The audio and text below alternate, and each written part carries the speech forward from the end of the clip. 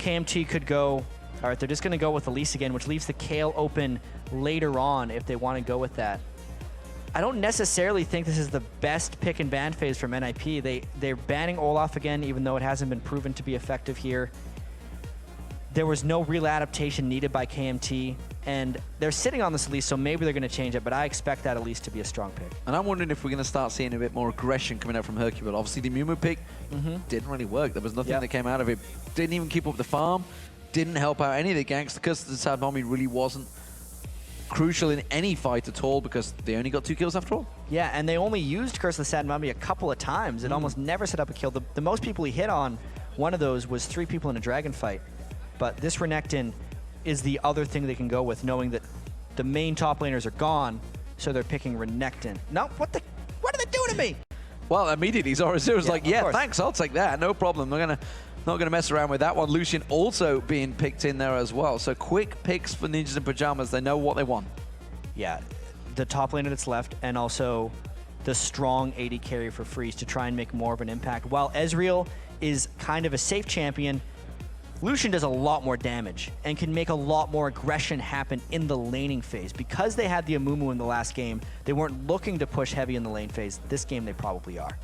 We'll see what KMT go with. They're taking their time over this one, and why not? Their careers are on the line. They have been watching from the sidelines for effectively the last year. They've been partaking in all the Challenger tournaments, everything they can get hold of to keep themselves in existence and keep this lineup, which has been together in various forms, various names. They have been there and thereabouts for the entire period of time, but still, this is a big pick for them. Yeah, and they were very close to not even making it into this tournament. Yeah. Yet, they're very known players, and based on that first game, they seem incredibly strong coming in here. So NIP, they had their choice, really, of who they wanted to play, and they decided to pick these guys. That's almost a bit of a call-out right there to KMT. I like the Caitlyn pick. It's putting Celavar on a total comfort champion. It's something that NIP banned away from him in the last game, and I'm excited to see how he plays that against Lucian. Yeah, and talking about them not making it, I personally had TSM down, TCM, not TCM, I think most people down to actually TCM. qualify, and it was that last battle, that last fight. TCM performed brilliantly when they were in Tenerife, but unfortunately when it came down to it, KMT had the better of them in the 3.14 patch and seemed to have hit a spike of form just at the right time. Yeah, especially based on that composition they picked last time. The Annie-Lucian lane is strong on its own, but if Hercubot thinks the Amumu wasn't the problem, he can still pick it again. It's not like Amumu wasn't a strong jungler, it just doesn't give them early game presence in the jungle, which is what I think a lot of people think they need. Oh, we'll see whether they try and draw this one out once again. It was a very slow play. Of course, the big important decision will be about these mid laners. What will we see? Overpow and Nukeduck running. The final pick's coming out for KMT here. They can get countered, and of course that Kayle is allowed. And why wouldn't they take it? Indeed, there was nothing really to counter it. Ooh, we may even see the old traditional Jax versus Renekton bout. Jax doesn't fare too well in this matchup. We proved it in the World Championships. Over and over again, if it was Renekton against Jax, wasn't a Jax in the game, really. He was just kind of there to get stunned by Renekton. But if they think they can take this late game, this tells me they're going 1v2 as much as possible. Caitlyn is one of the strongest champions in the 1v2 because her pushing is almost unmatched. And the Kayle would make sense because it combos with Elise for the magic penetration again. Well, we do see Riven locked in for the mid lane. Well, they're waiting for Kayle. We've seen things Faker does many times with Riven, but let's see what Nukeduck can do. So what Nukeduck is going to be trying to do against Overpow in this mid lane matchup, Riven is not affected by slows nearly as much as other champions since she can dash around so much. And once Overpow gets a slow on, it's going to be a lot of all-inning. So if Nukeduck decides to play a little bit aggressive, which he doesn't, we could see some action. Absolutely. So teams locked in here. What do we see overall? Last time, it was dragged out. They went, oh God, 20 minutes before we saw first blood. This time, I feel we may see some more ganks, more attempts, and possibly some 3v1 stacking on the lanes. I think NIP has picked a much stronger laning composition this time, outside of the Amumu. Their lanes by themselves are very strong, which means that Jankos's Elise will have much more to do early game. And I was about, but nevertheless, we are underway once Nice and again. quick. Finally, game 2 is underway. We see Ninjas in Pyjamas there on your screens, making their way in a different approach. So we'll see whether we get any level 1 fights, because KMT already 1-0 up, seemingly have the advantage coming into the game. Yeah, KMT, despite only having 22% of the fans vote for them, had a convincing yet long victory in the first matchup. He's thinking about it. Oh, Hercubot just gave his position away. I'm not too sure whether he saw it or not, though. I don't think he did. I don't think he'd quite gone across as much. We did see a kill there, of course, against Team Solo mid earlier on in the day when the Thresh hook landed, followed by the Sion stun. Yes, I am lying. Nice. It was a Sion stun in Sion. That was a fun game. It was a fun game. I like seeing Sion running around with boots of mobility. Gives me just flashbacks to when it was good. To when it was good, as opposed to today. But nevertheless, KMT seemingly not going to go for the 2v1 lanes here. No, I mean, they did survive the 2v2 lane despite having a very disadvantageous matchup last time. Maybe Celaver wants a little bit of revenge, saying, I can actually have a fair lane this time. Caitlyn versus Lucian, I think actually favors Lucian a little bit because he does so much damage when he's in trades. But Caitlyn of any AD carry can stick with it the best. Looks like it's going to be a red buff start for both teams. We do see Hercubot with the help of Zoro0 starting out. Of course, the duo laning helping off Jankos there, who got a little bit overeager, putting his spider out there. A couple of seconds too soon, son. You know, it spawns at the same time every single game, but seems to be a little bit overeager. Maybe that's just a little tweak of nerves there. I've had those Lee Sins that try and queue over the wall to be fancy when a blue buff spawns. Sometimes they get so close, it's like they're the most arrogant players possible. I haven't seen him miss it yet, though. No. Spider missed there. Spider did miss it. Let's see how these lanes are going to work out. Right now, we see the classic Renekton versus Jax lane. And, you know, traditionally, this goes heavily in favor of Renekton. Absolutely. The fact that Renekton has so much early damage, and then he has the stun control on Jax, plus very easy in and outing. He's too much of a force for Jax to deal with early. And it's rather unfair at many points. That's why you see the Crystalline Flask on Zazeus. He's really just trying to farm. Meanwhile, the mid lane of Overpower versus Nukeduck. This time around is going to be Kale, who is actually coming looking down towards there. I wasn't sure if he was going to go for the invade, forcing the flash already there. Freeze having to burn that one out. That will give us some attention for Jankos. We may see him going aggressive in the bottom, but right now it's the top he looks like he's focusing on. And if he started red buff, he's wanting to get level 3 and then get this gank off. The ward has actually expired for Zoro0, so he is somewhat gankable, probably going to just burn a Slice and Dice or Summoner. Double buff in there, he is going to throw out that cocoon, eventually completely missing it on Zoro0. A little bit of fancy juking right there. He could have just sliced and flashed, but he dared the stun to miss him and got to save his flash. But that is a risky move to pull when you're already down 1-0 in a promotion series, but gets away with it. That's why he's good. Confident play. A couple of CS being missed out in that mid lane, and it's actually already a big disadvantage. Not even close again there. But it's 21-11 CS in this mid lane. Overpower versus Nukeduck. Yeah, really early on in the game, Overpower's been able to shove faster than Nukeduck. He timed his ranged attacks with Kale well enough so that Nukeduck couldn't get in on him. And that whole mid lane is going to be a push-pull for quite some time, whether or not Nukeduck can get in range to stop Overpower from shoving. And the bottom lane, of course, we've seen the flash being burned out there. Does surprise me, but we haven't seen actually Jankos coming down here the moment that we saw Freeze using up that flash. Obviously, it's on a long cooldown, but Hercubot maybe he's going to try and return the favor, and I'll tell you what, Zazeus is well out of position.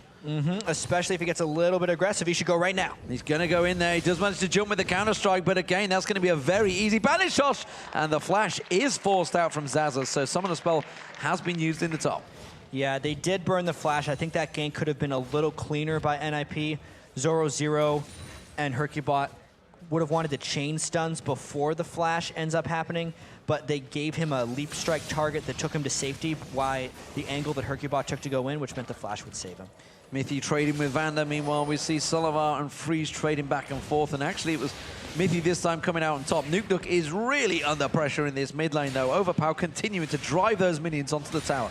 Yeah, and you can actually see Elise is waiting in the wings, hoping that Amumu would come and gank so they can win a trade. Let's see if it happens. The hook onto Mithy, the flay follows through, but he's in tower range, gets stunned out there, and again, another even trade between the two duo lanes. Yeah, it turns out that Riven just has to go back to base as well.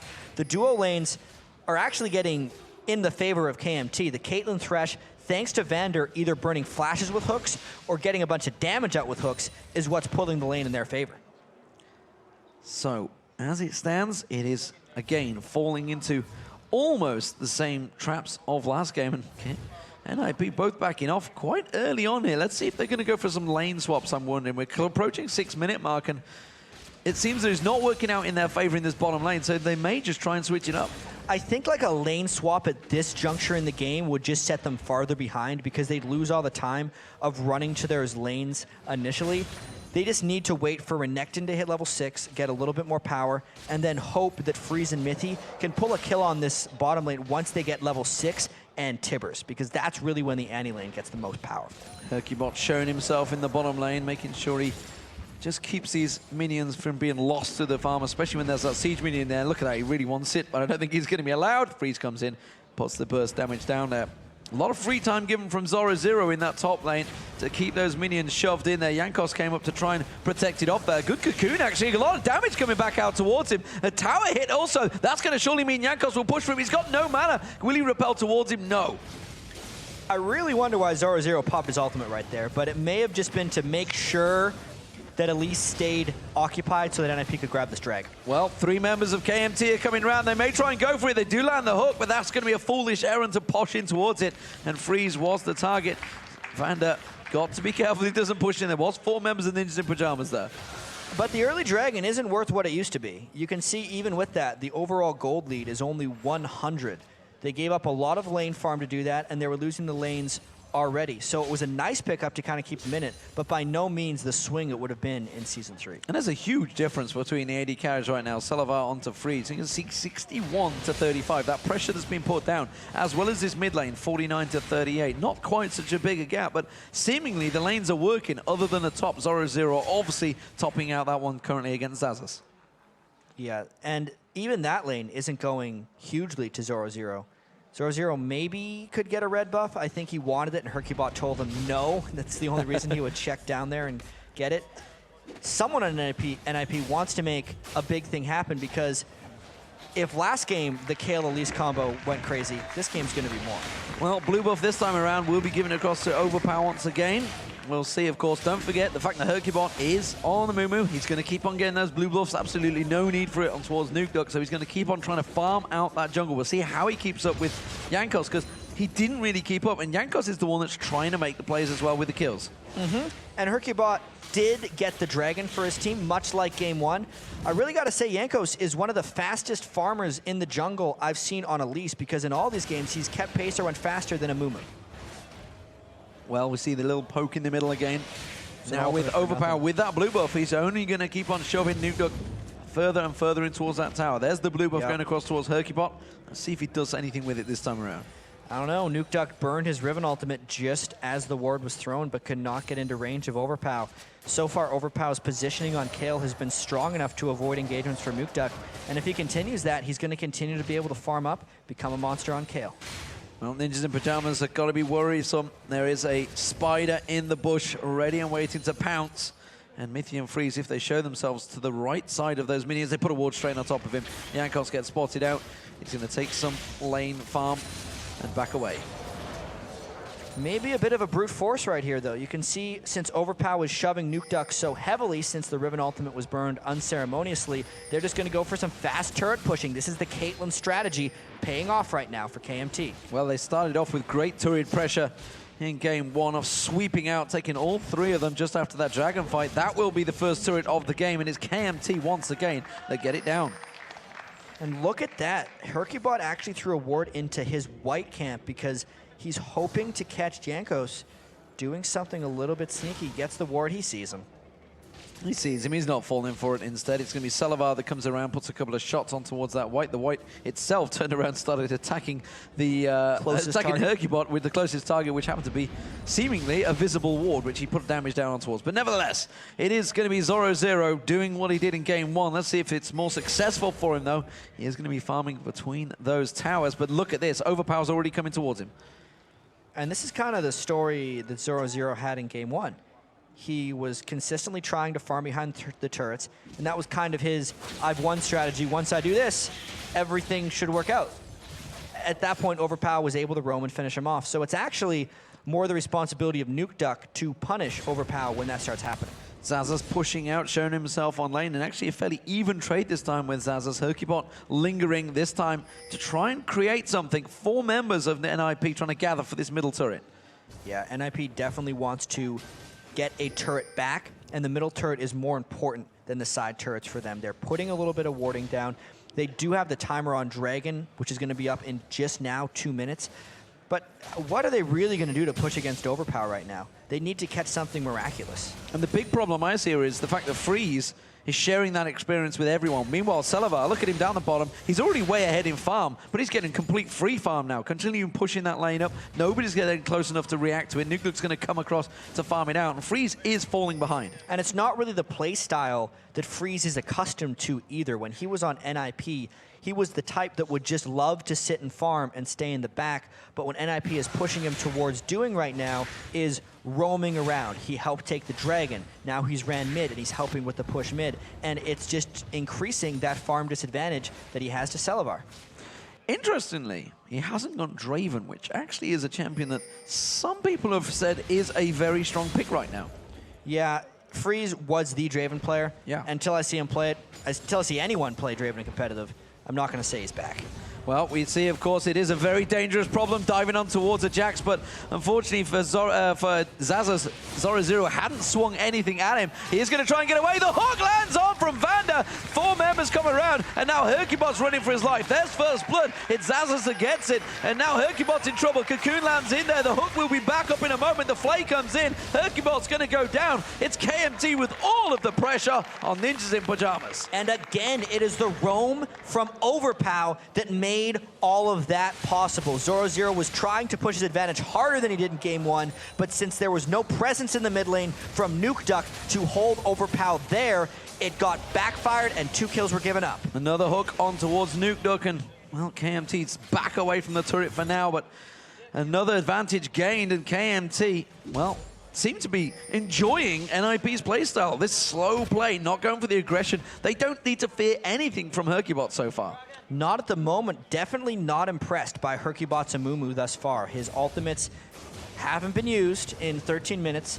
When they were used in game one, they were not impactful, and his ganks have been non-existent aside from the one he tried very early on in the game. He's controlled Dragon, but that's more of a team thing. Hercubot needs to get involved.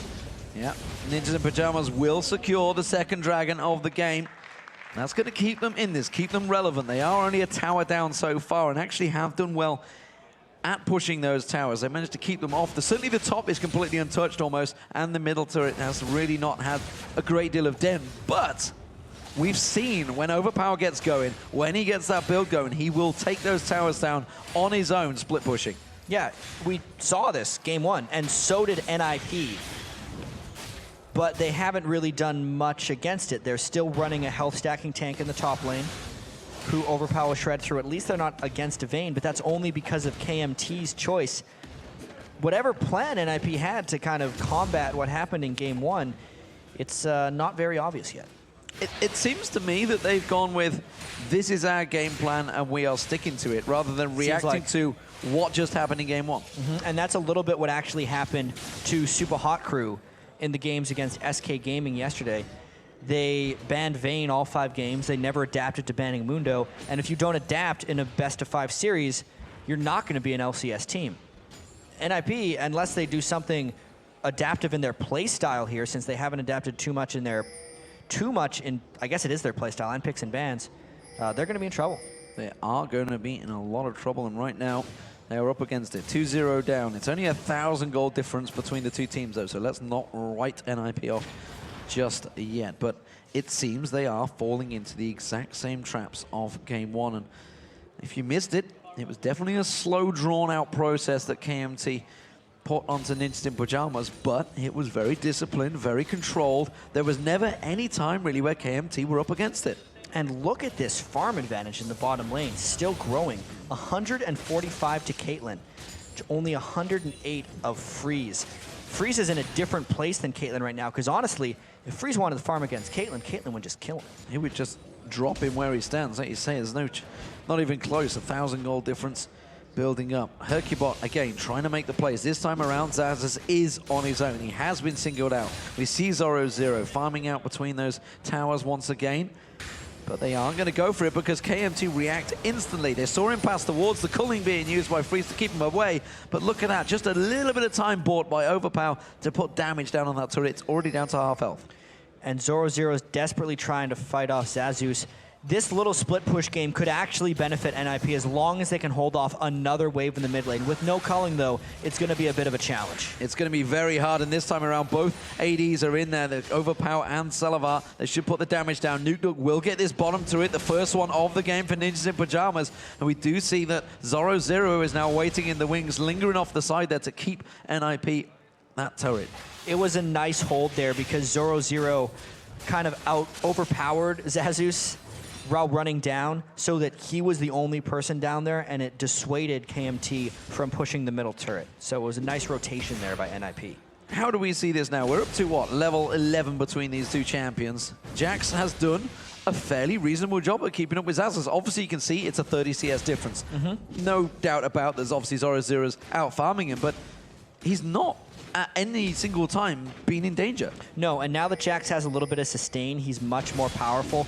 Once he gets Blade of the Ruined King, he may actually swing that matchup. Look out for a Mumu, though. Well, it may be curse of the commentator right now because we see Hercubot coming up. Bandage Toss already missed, though, and by the time they actually catch on towards him, Jankos is going to be joining them. We already see as well Vander is coming up to help him out there, and he's escaped this, no problem. Yeah, very calm in the way that Zazus decided to avoid that.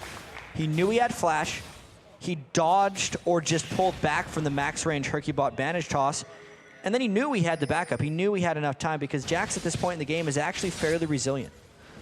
Very hard to pin down as well with that Blade of the Ruined King. So you can just see he's just dodging around it as it stands. Overpower having a look at towards Nuke. Nuke realizing the danger, getting straight out of there. Overpower's going to follow on towards this one, put a lot more damage down and bully him out of the lane, forcing the flash from Nuke. Wasn't in danger. I'm confused right now because Nuke picked that Riven as a counter. He picked it last in the champion select, knowing he was up against a Kayle. He also laned in the first game against a Kayle. Yet every time he looks at Overpow or is in the lane, he's running away. So why did he pick that Riven? What use is his team getting out of this one? I haven't seen it yet. Well, Ninjas in Pyjamas, big pressure starting to build on them players now. Somebody in this team has to step up. Somebody has to grow a pair and suddenly make a play, because right now KMT have this game exactly where they want it. Gold-wise, you can see it's close.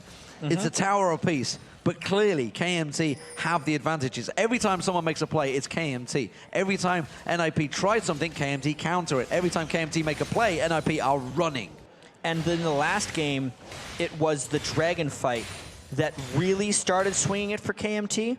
Dragon is up again in 30 seconds. So far, the Dragons have kind of been traded because teams have been out of position or sneaking it. But now, knowing it's close, knowing we're close to 20 minutes yet again, we could actually see a fight when the Dragon spawns again. Nuke just chasing down the farm. Maybe hits an item he's after. Maybe chasing. Oh, that was a double pink ward from Mithy and Hercubot. Communication is not right. That's 100 gold completely wasted. At least it'll take an extra 5 hits to get vision control back in that. Maybe that'll come into their benefit later if they catch someone with a bandage toss because they're stuck there hitting a pink ward. Thinking, God, I've got so much gold to gain from here. Jankos is going to be the one that's going to find it. And the rest of KMT are all in place. Looking towards the top lane, you can see they are not involved in this fight, so it's going to be a 4-on-4. And it may well be Hercubot coming in. Curse of the Sad Mummy is available. Flashes in. Does catch all 4 members of it. Is it going to be enough to turn it around? Ninjas in Pyjamas putting the damage down. That is Salavar down now. Jankos tries to flash away. He's going to be Freeze, follows through. Repels in towards the golems. He will escape, but down the bottom you can see Overpower and Vanda running for their lives. Nuke is chasing, Hercubot's coming in. Mithy has got flash stun available, catches on towards Overpower. Overpower will get dropped. Instant Pyjamas turning this massively in their favor right now. Jankos and Vanda, bandage toss on towards Vanda. That's a third kill, and that is exactly what Instant Pyjamas needed. They finally got a fight where Hercubot landed on Mumuov and Riven could follow up. NIP didn't make it in time for the Dragon, but they still got a lot back from that fight. Despite losing the Dragon, the kills and this turret give them a very slight, or should, gold lead? If I'm doing my math right, it's 100 gold. So, inner turret traded, top turret went down because Zoro was making his way. Didn't actually get involved in the fight, but he left that turret, which means Zazas did take that free turret in the top lane. Ace in the hole, not going to be enough. Oh, Nuke on 35 hit points there as he escapes.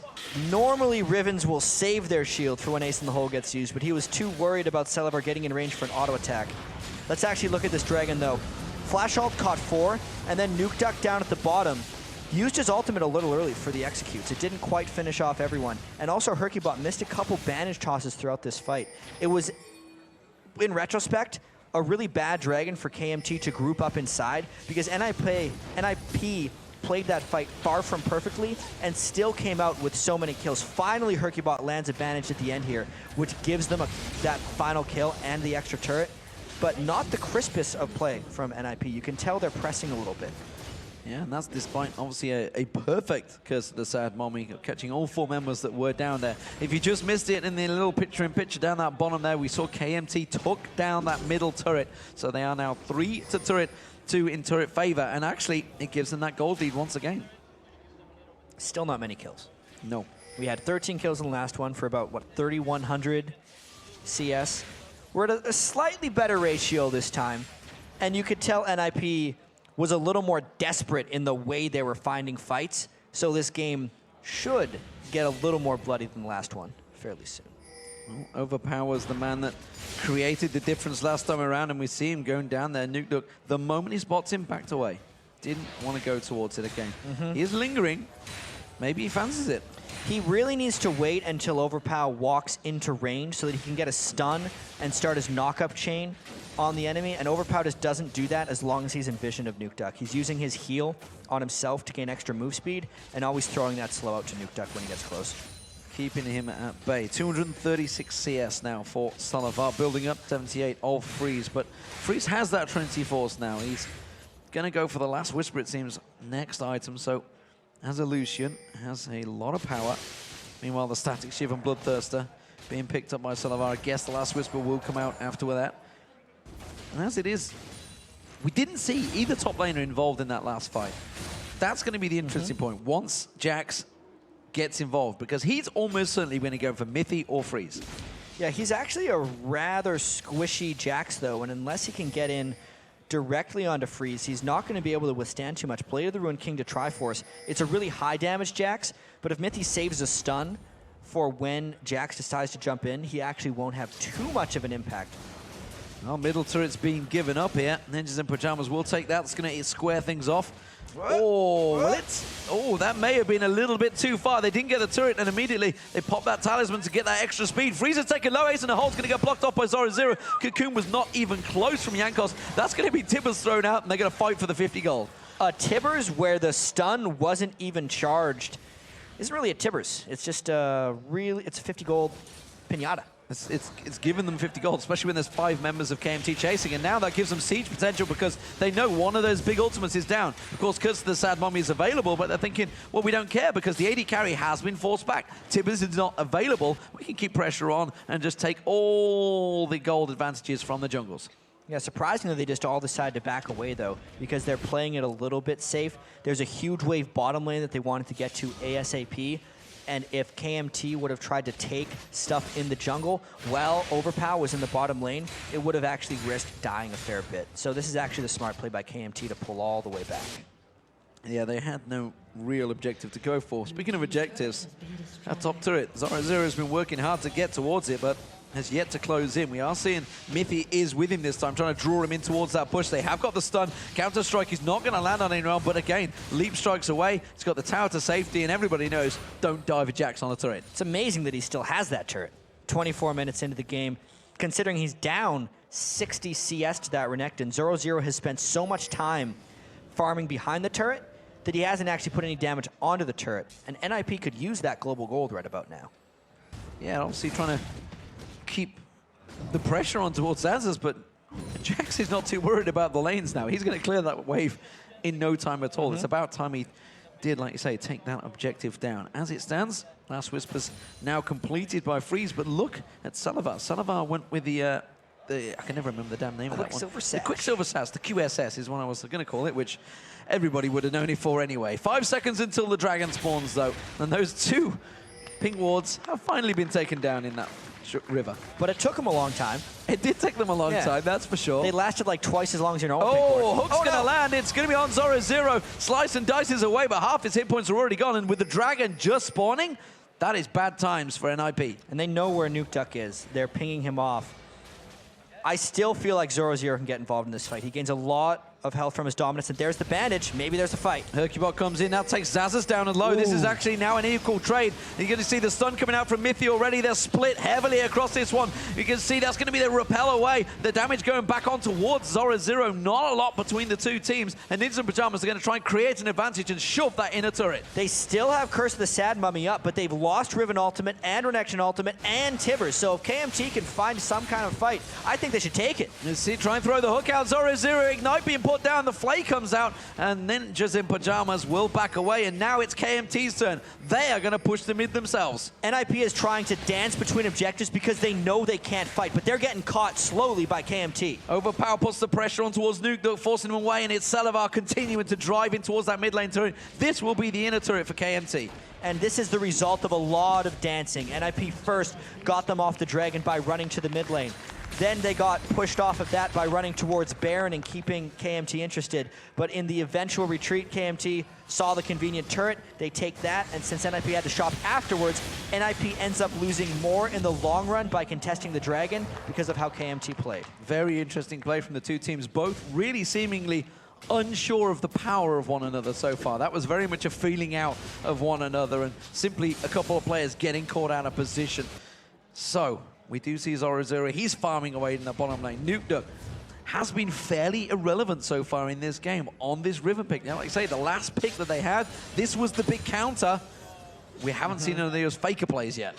Not even close so far. He's actually went a little defensive before a lot of Rivens would, just the Brutalizer and the Bloodthirster. Now he's going straight for the Spirit Visage. Obviously, he wants the cooldown reduction on Riven. And, you know, the one-shot resistance, as the Lich Bane has actually been completed onto Overpow. But I'm still not convinced so far by Nuke Duck's Riven pick. He has not been involved. Interestingly enough, in that last fight, not to go back too far, but Mithy landed a 3-man Tibbers. And no one followed up on it. Hercubot would have been in range to. They are a little bit out of sorts as far as their coordination goes. Ninjas in Pyjamas thinking of pouncing in this one. Hercubot is by, and they have that ward in that bush, but again, everybody is aware of their position. KMT already backing away. They had the ward of their own just across that bush, and Mithy instead is going to take a little bit of gold in that top lane. May as well take a little bit of gold. His Talisman of Ascension's actually given him almost 1,000 gold at this point in the game, so you can definitely see the supports getting a little stronger, but he's going full support Annie. Not that AP mage Annie we've seen a few other people do. Look at this. Game 1 all over again. Overpower, top lane, shoving in the wave. Zazas, bottom lane, shoving in the wave. 3 members of KMT, ready and waiting. That hook was very close. I'm not too sure they'd have followed in on it, but they're keeping the pressure on towards NIP. Yeah, and the real question is, who is NIP going to send to deal with those split pushers? At the moment, Jax can probably take on anyone, as well as Kale. It's the same issue that NIP ran into in Game 1. They have to adjust their bans in Game 3. That's all I am seeing right now, because now it's to the stage. You can't leave Zazas or Overpower alone on a turret. You can't let them get near it. They just get a couple of seconds, they will take it down. You already hear that. It's the most melodic sound in the game, a Jax beating down a turret. It's great. And the only small wrinkle here, team composition-wise from KMT, is Celiver is not the split pusher. He's the guy who stays with the team. Yes. Because he was on Vayne in the last game, and he was the split push threat. But Caitlyn's a much stronger team fight AD carry, and that's why he's just sticking with the rest of the crew. Yeah, no pressure at all. It's KMT keeping that Pressure on, and, well, that gold advantage, it started to slowly claw their direction. There was not a great deal in it. Of course, they did get that great tactical maneuver in earlier on, which got them that inner turret and the dragon. That's kind of the big differential so far, because in terms of farm, actually, you look at it, Zoro has got that 50 CS edge, but when you're talking 227 to 276, it starts to mean less and less as the numbers get bigger. And one kill evens out the gold and then some because of all the objectives. Plus, no one's going to argue that Jax outscales Renekton. It's a bad situation for NIP to be in once again. They obviously can still turn this one around if they find the right fights with Hercubot's and Mumu. And if they can combo that and Nukeduck can actually make it into the fight. They're not out of this. But with this split push threat that KMT has thrown up against them, they make it really difficult. It's a problem NIP didn't solve in Game 1, and they're having trouble solving it again in Game 2. Yeah, and you're clearly seeing Zazas does not care anything about Zoro Zero's Renekton now. He's just no cares whatsoever. Came out, said, I'm going to take these minions and there's nothing you're going to do about it, or I will hit you. And he just had to back away from that fight. Nukeduck will take the top turret. That's going to even things out. 4 apiece now. Ninjas in Pyjamas keep in check in terms of towers. That's one thing they've got going for them. Whoever wins the next fight will almost certainly push in and get an inhibitor. And especially because the death timers are going to be rather long already. Death timers are a combination of levels and time of game, maxing out at 75 seconds. But they're going to be about 40 to 45 seconds at this point. Definitely enough time to push in for an inhibitor. That's certainly keeping us and everybody watching sort of tension building. 31 minutes once again. Just the 5 kills. Another low-scoring matchup between these two teams. And so far, KMT are happy to play this waiting game. Zoro Zero's got to be careful he doesn't get drawn into this one because the rest of KMT are drawing in, but they're trying to bait it themselves. That's going to be the Cullen being used, but look off the side. Vander's in there, throws out the hook. We see Sullivan having to use his cleanse because he got caught out by Hercubot. Desperately running away from this one. Curse the sad mommy catches no one, but that's going to be a good Timbers flash through, and Ninjas in Pyjamas will pick up 1, will pick up 2. Can they get the 3rd? It's going to be Yankov. Yes, he will. He gets caught. He's repelling. Going to try and run the opposite direction, but you got nowhere to run, son, and he is going to drive. He's actually got Overpower trying to come down to help him out. It's not in time. 50 seconds before Dragon, NIP strike well. Hey, that's the type of fights NIP needs. All 5 of them were together, and at the time of the fight, there was no split push threat. They can also go straight for Baron off of this one. There are 2 heavy damage dealers up for KMT, Kale and Caitlyn. Let's see if they can catch them. Oh, there's actually the fight one more time, and check this out.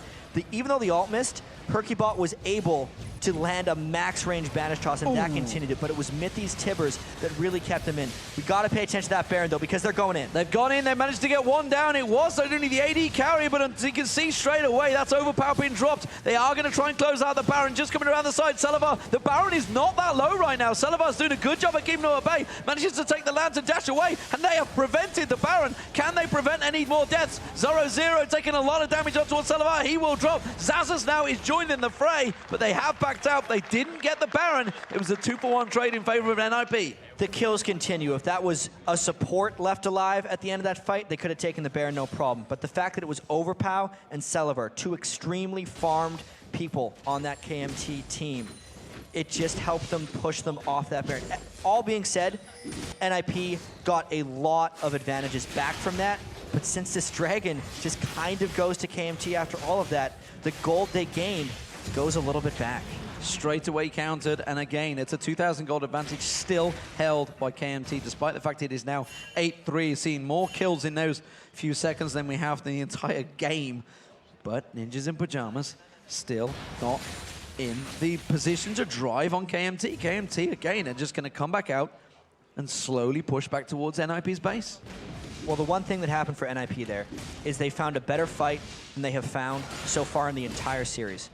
The combined dive from Nukeduck, and not so much just the first initiation try by Hercubot, which missed, the follow-up initiation from Mithy and the chase potential of Freeze's Lucian and Nukeduck's Riven is what really took it home for them there. If they can find fights in the open field like that, they've proven here that they have the chase potential to at least get to KMT. So KMT almost needs to be more careful with the way they split push and make more sure that they don't get 5 people in the same area. Baron's being thrown down. They're trying to get some speed on towards Yankos, and immediately... Oh, Mithy steps on that trap. That was a well-placed trap. Always the little ones. that gets you. You could barely even see it in that thick bush near the ward. Well, Salavar may have saved his support this time around, or his jungler, sorry, I should say, but he's continuing to farm out those waves. 70 CS advantage. And looking at the items the AD carries are starting to build up, it is starting to get scary time from them. Everybody's getting a lot of damage. This time around, Overpower is not as beastly as he was before. Hasn't got that Rabadon's Death Cap in there yet, but he has got the Void Staff along with the Lich Bane and Nash's Tooth. Yeah, it's about 1,000 more gold until Overpower's going to be able to finish that Rabadon's Death Cap. He's sitting on 2,000 right now. And if I was NIP, I'd be trying to force a fight before then, but there's not much they can do. They couldn't get the Baron when there was only 2 people alive for KMT. Ooh. So at the very least, they're going to get the vision cleared and then hope to find a fight when KMT comes to stop them from doing it. Yeah, KMT reading the situation. Salavar was heading south there. If it had showed himself towards that bottom lane, almost certainly they would have tried to initiate, tried to create something. But that's a big wave of minions down that bottom that is going to waste. And you can see Ninjas in Pyjamas, they're forcing the position. The hook gets thrown out, not going to land. They quickly turn it back around. Jankos is going to be caught well out of position. Repels straight away, but it's Zazas now in trouble. He's going to run away. He is a very tanky box man, but you can see immediately Salavar throws out the damage again on towards Zoro0. Zoro0 not the person they should be focusing on. Ninjas in Pyjamas is still in a good situation here. Curse the Sad Mommy yet to be used. Oh, Hercubot tried to land it there. The invulnerability being used for Zazos as well. Freeze does take down Jankos around the side. Now it's a 4-on-5 advantage for Ninjas in Pyjamas and still not really used many ultis. Lucian was a bit of a one-man army around the back there fighting with Elise the entire time, but there's a lot of disengaging that happens from this, and the longer that fight goes on, the more that minion wave that Salavar wanted to take about a minute ago hammers away at the turret. Well, they are trying to put the damage down, and KMT realizing they still can't go for it. They're going to come around there. A little bit of bug. We see Tibbers getting a quick dance before he disappears, but may as well. Tibbers was used in that fight. Hercubot didn't use Curse the Sad Mommy. It is still available should they need it in this next engagement, and they want to catch somebody out. I mean, the Talisman was popped right there. That is now down. They're not syncing up their initiations as well as they'd like, but that's because KMT isn't presenting clear targets hardly ever, and it's keeping NIP in this push-pull scenario. No, it's bought enough time. Overpower tries to go in, forces the flash from Freeze there. Zoro0 has been singled out. He should be able to slice and dice. Slices over the Baron. Can't get the dice. Now he does. And he's actually going to get across. That put a static shiv knock across the entire team. Double wards getting placed by that Baron. And NIP will back away. May have seemed like that was a preemptive flash from Freeze, but Kale may have gotten close to killing him if he would have gotten that one Q off on him. So Freeze has memories of how strong Kale is. It's almost an irrational fear at this point, but mostly rational. Yeah, when you see Alex Hicks coming with you with Kale, it's a problem. But as it is, Zazas continues to push on through that top lane, driving the farm. The bottom lane still hasn't been dealt with. That farm is continuing to push itself. Finally, Salavar is going to go down there. Blue buff will be going across to Hercubot once again. That was the smite being used out. 1 minute 35 before the dragon is spawned, though, so no problems there. And Salavar continues to keep that farm advantage up. You can see it's nearly closing in on 100 CS advantage over Freeze. But Freeze himself, he's got 4-1-3, so his gold advantage is actually quite big right now. I actually think until Salavar gets an Infinity Edge, he is weaker than Freeze. He's actually went with a fairly lane-specific Caitlyn build, the Bloodthirster Static Shiv Last Whisper, and the defensive item, so he's not pumping out nearly as much damage as Lucian is capable of right now, despite the 1,000 more gold he's accumulated. Well, it's a definite Baron dance this time around. Still continuing to hold. They know that this is such a big play for them. Overpower thought he was going to face check for a minute. That would have been a bad choice. Sweeper getting used. They're going to make sure that vision is taken away from KMT, and that's the big difference we're seeing here. A lot of those sweepers starting to be picked up once again, not being upgraded just yet, just the standard sweepers in there, but every time them wards get placed down, they get cleared back out once again by NIP.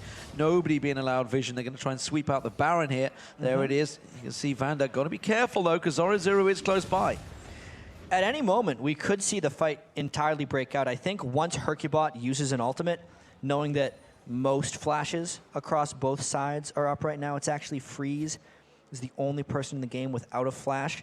That will signal it. And the very unfortunate thing for NIP right now is despite the 1,300 total gold value of the Dragon at this point in this game, NIP doesn't have an exact timer on it, and KMT does. So this gold is going to go to them once again.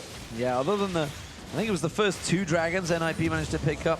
They've not even been close to it. And again, all that gold heading back to KMT's direction gives them that 4,000 gold advantage currently.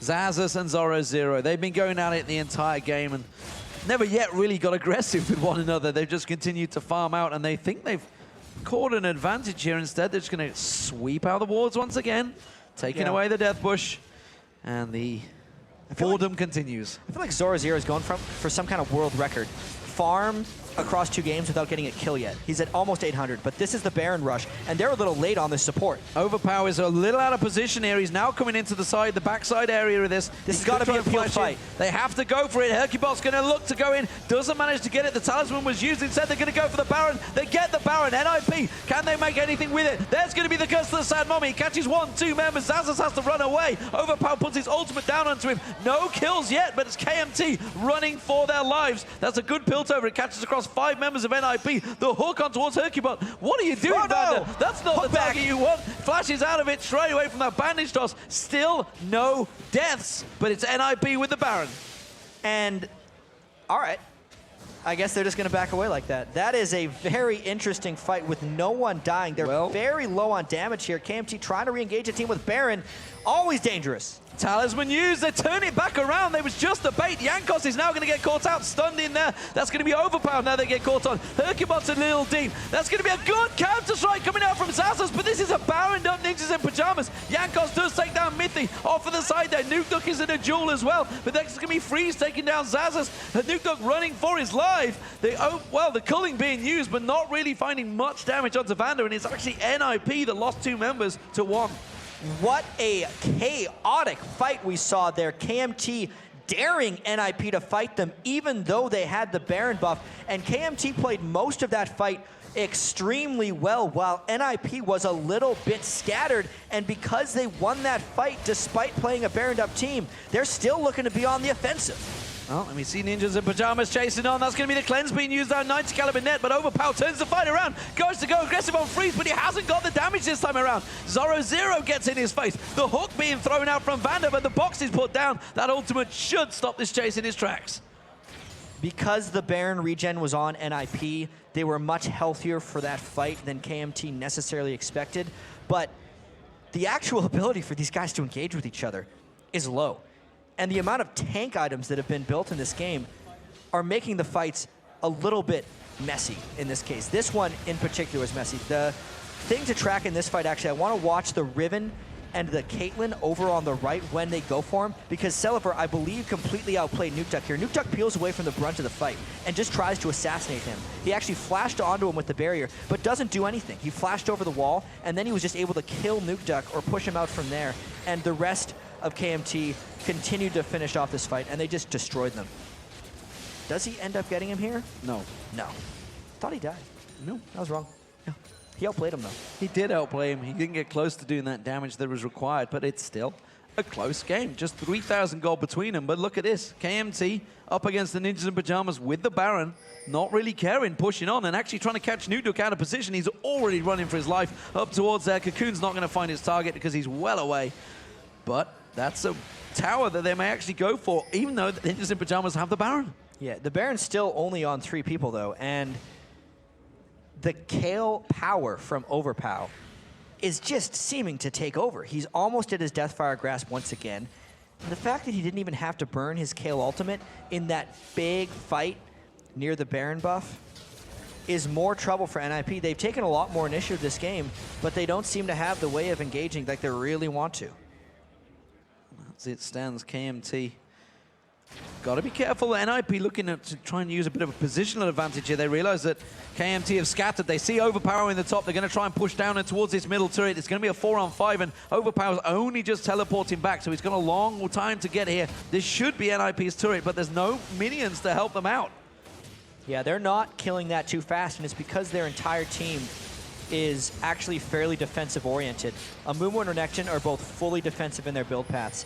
Even Freeze built a fairly early Banshee's Veil by his standards, and Nukeduck went for the Spirit Visage. Plus, Mithy no ability power on his Annie, a totally defensive Annie build. That's another big reason they're not killing stuff in fights, because they haven't built damage. Overpower coming from behind. He's found Nukeduck. He's actually putting a lot of damage down while the Curse of the Sad Mummy is used out. Nukeduck's almost dead as well, but they turn it back on towards Overpower. Overpower puts the damage back on towards Nukeduck. Meanwhile, the rest of their team are cleaning up. Salivar gets one. Zoro0's taking down Overpower, though. Nukeduck's going to be the focus target. Mithy drops so low, but it is going to be Ninjas and Pyjamas cleaning up. Can they get one more kills? They have 3 for 2 right now, and it's Salivar once again running away. These fights are so close, in large part to the tankiness of these guys, but it's definitely NIP coming out on top of that one, trying to get maybe a turret after this. And remember, 3 members had the Baron, so that was some pretty ballsy play from KMT, and it may actually be to the detriment of themselves, because that is going to be another turret going down. This is the first time Ninjas in Pyjamas have had a turret advantage in this game.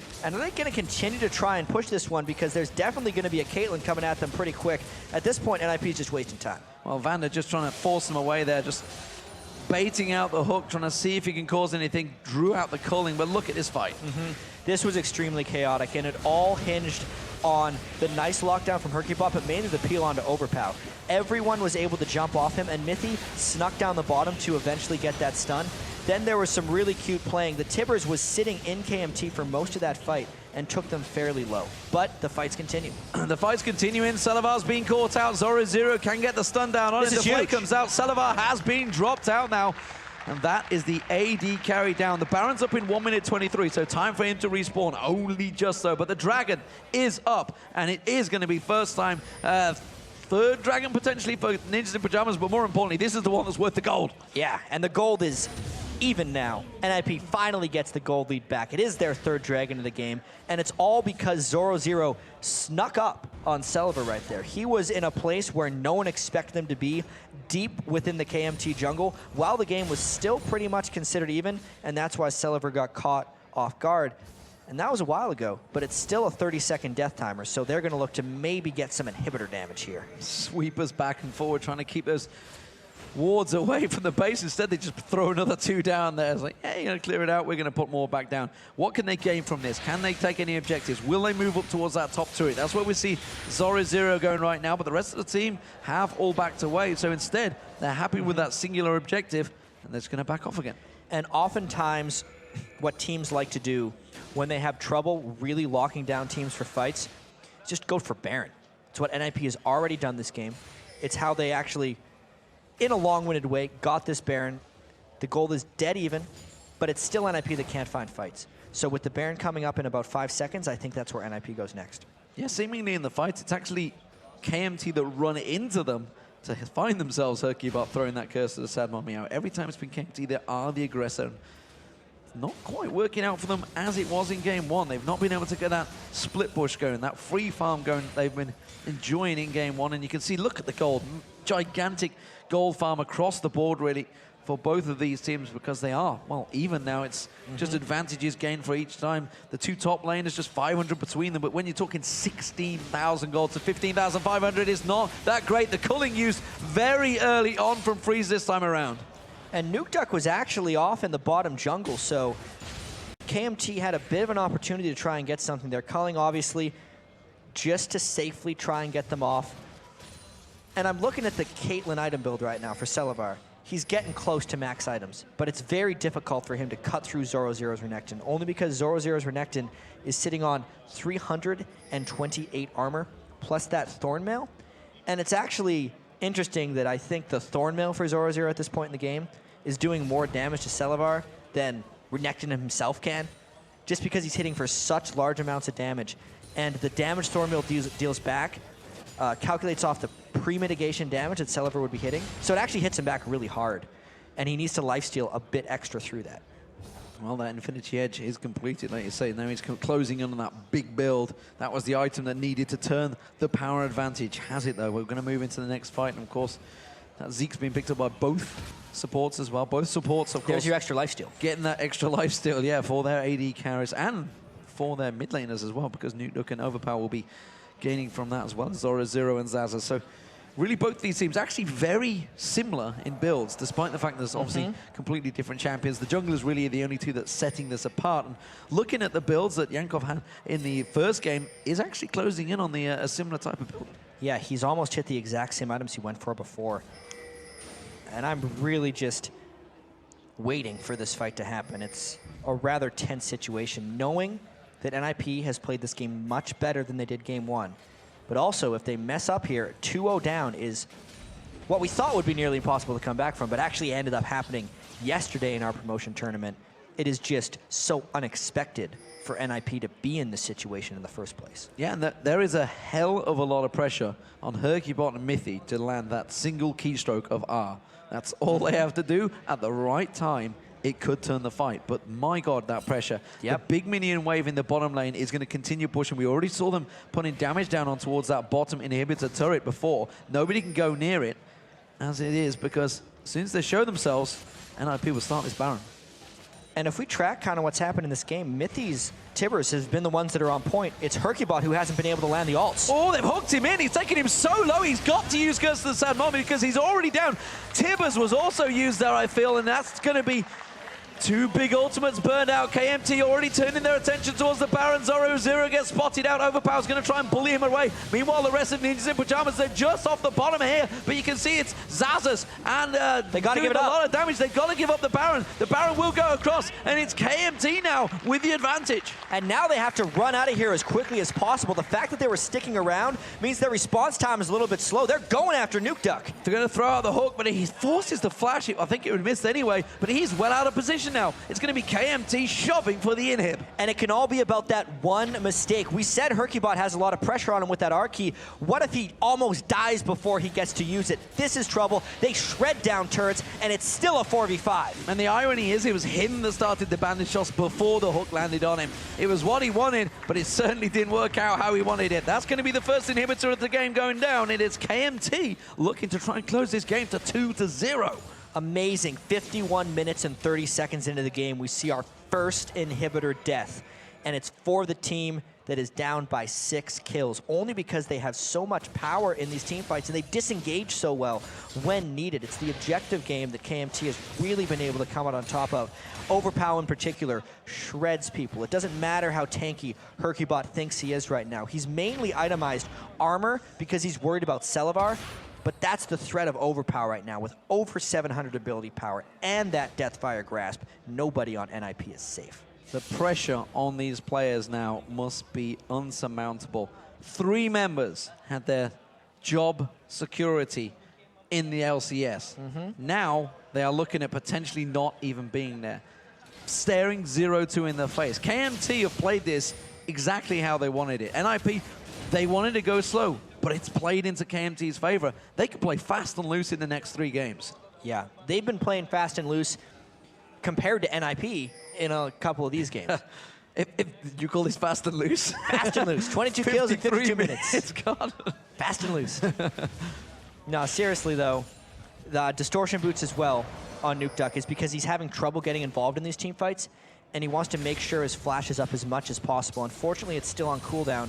And this 4v4 at this turret is hard to hold. The culling coming out there. Can they try and throw out any hooks? It did land on Mithy. He pulled in, but they didn't really want it available. But that culling is only going to do so much. And look at this. Overpower. Nuke Duck can't stop him driving them turrets down.